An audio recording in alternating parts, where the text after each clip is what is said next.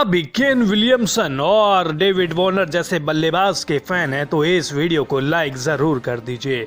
और अगर आप बात करें केन विलियमसन की, ऑस्ट्रेलिया के खिलाफ न्यूजीलैंड की एक करीबी हार के बाद मैच के बाद फूट फूट कर रोने लगे केन विलियमसन, और जो निराशा उनके चेहरे पे दिखाई दी सकती थी वो सभी ने देखी।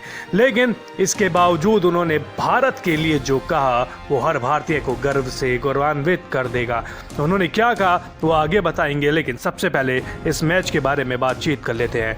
न्यूजीलैंड इस मैच में टॉस जीत के पहले गेंदबाजी का फैसला करता है, लेकिन डेविड वार्नर और ट्रेविस हेड कुछ अलग ही मूड में आते हैं। दोनों 9 ओवर में ही 100 रन से ज़्यादा टांग देते हैं। अंत में 19 ओवर में इन दोनों के बीच में 175 रन की साझेदारी होती है। वो तो ग्लेन फिलिप्स इनको डेविड वार्नर को आउट कर देते हैं 81 रन के स्कोर पर, नहीं तो स्कोर 400 450 तक पहुंच जाता। इसके बाद 200 रन के स्कोर पर ट्रेविस हेड भी आउट हो गए। 109 रन उन्होंने बनाए। शानदार इंजरी के बाद वापसी करी थी और जबरदस्त शतक लगाया। 228 रन के स्कोर पर स्टीव स्मिथ भी निकल लिए और 264 रन पर मिचेल मार्श का विकेट भी चला गया। अब यहां से लगा कि ऑस्ट्रेलिया थोड़ा फंस जाएगा, लेकिन जब 274 रन तक गिरते पिटते पहुंचे और वहां पे लबुशेन आउट हुए तो यहां से लगा कि भैया दिक्कत हो जाएगी। लेकिन इसके बाद आया ग्लेन मैक्सवेल का तूफान, जिन्होंने आम ना देखा ताव, जब आया आते के साथ ही चौके छक्के लगाकर जो न्यूजीलैंड के गेंदबाज है उनकी बखियां उधेड़ दी।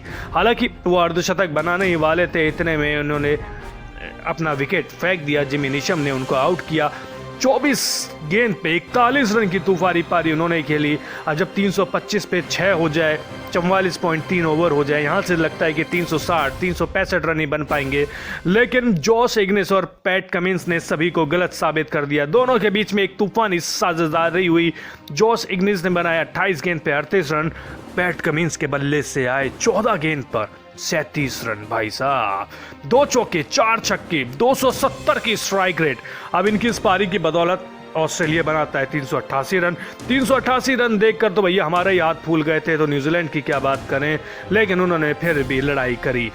डेवन कॉनवे और विल यंग के बीच में अच्छी साझेदारी होती है, लेकिन 28 रन के स्कोर पर कॉनवे आउट हो जाते हैं। हेजलवुड उनका विकेट लेते हैं।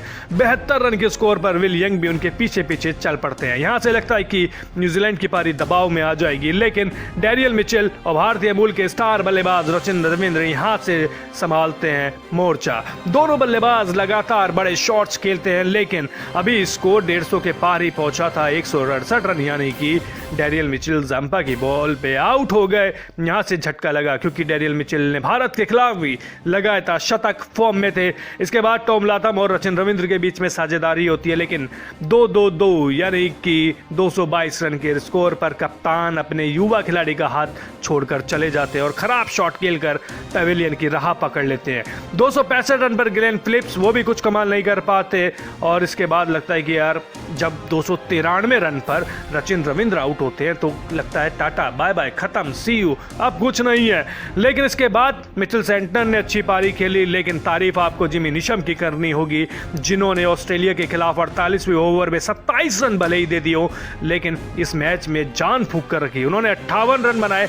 अंतिम ओवर में वो रन आउट हो गए, नहीं तो हो सकता था कि वो न्यूजीलैंड को जिता देते। और अंत में उन्होंने, यानी कि ऑस्ट्रेलिया ने 5 रन से जीत दर्ज करी। ऑस्ट्रेलिया की इस जीत से ज्यादा चर्चे न्यूजीलैंड की हार के हो रहे हैं। और केन विलियमसन ने जो भारत के लिए कहा वो तो आपको रुला देगा। उन्होंने कहा कि भारत से हमें जो प्यार मिला है हम उसके लिए धन्यवाद है। धर्मशाला में हमको बहुत प्यार मिला, हमने यहाँ बहुत समय बिताया है, हर भारतीय ने हमें बहुत प्यार किया है और हम उम्मीद करेंगे कि अभी तक हमने अच्छी क्रिकेट खेली है, आगे वर्ल्ड कप में भी हम ऐसे ही क्रिकेट खेलें और भारतीय फैंस को हम यूं ही खुश करते रहें और भारतीय फैंस भी हमें यूं ही इसी तरीके से सपोर्ट करते रहेंगे और हम दोनों का जो तालमेल है वो चलता रहेगा। तो केन विलियमसन, अगर आप उदास है तो मत होइए, क्योंकि आपकी टीम लड़ी है, भले ही हार गई हो, भले ही मैच हार गई हो, लेकिन आप लोगों ने करोड़ों अरबों दिल जरूर जीते हैं। तो केन विलियमसन के बारे में आप क्या कहेंगे कमेंट बॉक्स में जरूर बताइए। वहीं अगर आपने अब तक इस चैनल को सब्सक्राइब नहीं किया है तो जल्द से जल्द कर दीजिए। बहुत बहुत शुक्रिया।